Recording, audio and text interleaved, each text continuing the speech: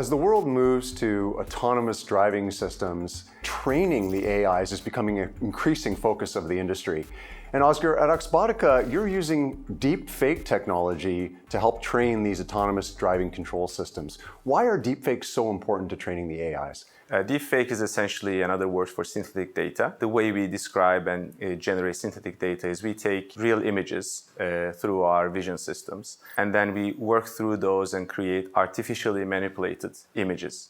These images then are compared to the real life situations, and we filter out those that don't look photorealistic, as we would call it. We feed those images into the system, and the system is basically able to adhere to these situations like as if it's operating in a real life. I'll give you an example. It's quite impossible for us to create quite rare conditions. For example, imagine a snowy day in London.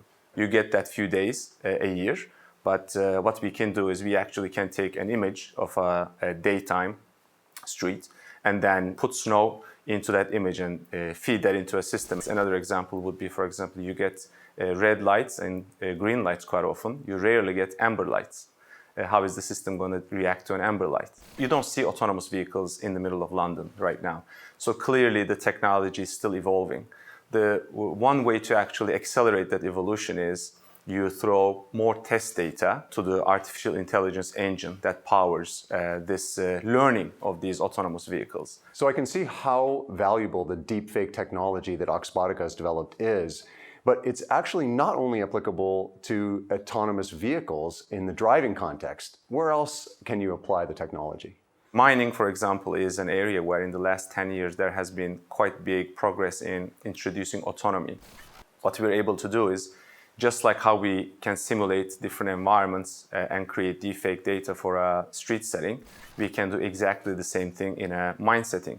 We can put new vehicles, we can put people, you can change road signs, so you're able to basically create an artificial world where you can test your technology.